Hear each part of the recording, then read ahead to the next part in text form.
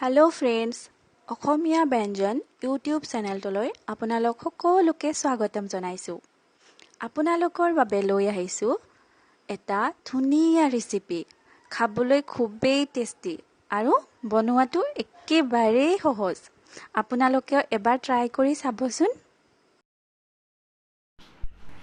এতিয়া আমি কচুৰ ফুলখিনি 2 মিনিটমানৰ বাবে উতলাই নমাই থ'ম।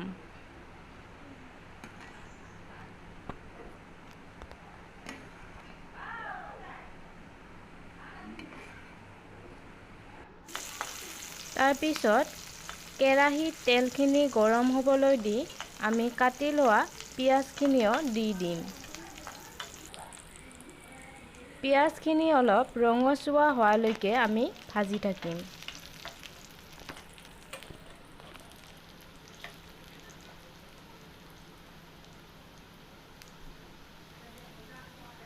এনেকৈ অলপ সময় লৰাই পিঁয়াজখিনি ভাজি থাকিম।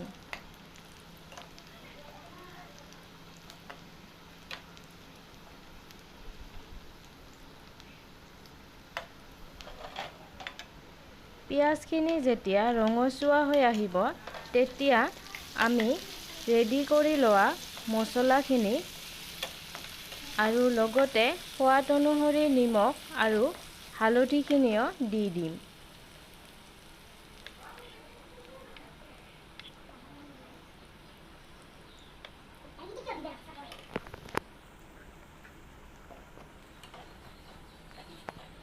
মছলাখিনি এনেদৰে অলপ সময় লৰাই ভাজি থাকিম।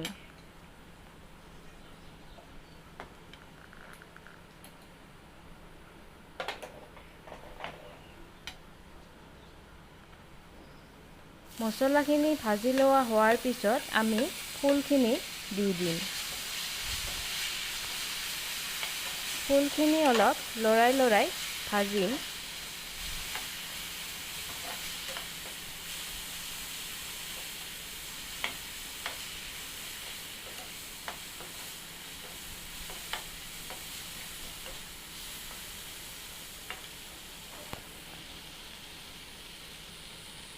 ফুলখিনি আমি 5 মিনিটমানৰ কাৰণে ভাজি ল'ম।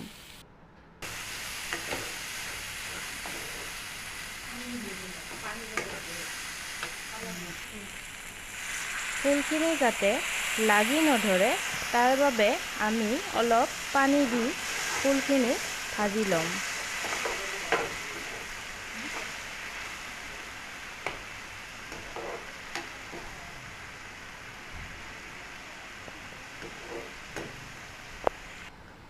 পানীখিনি অলপ শুকুৱাব দি আমি ৰেডি কৰি লোৱা কণী দুটা ভাঙি ল'ম।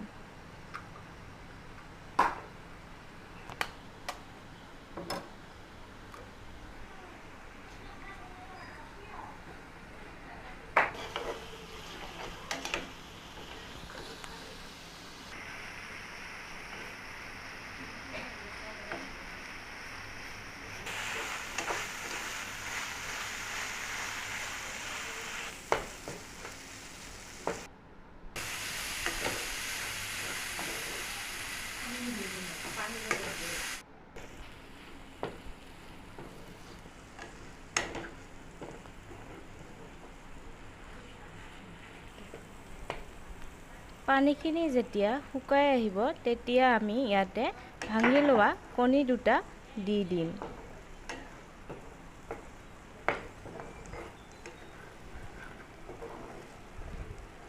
কণী দুটা দি আমি এইখিনি 2 মিনিটমানৰ বাবে ভাজি ল'ম। এনেকৈ অলপ সময় লৰাই ভাজি ল'ম।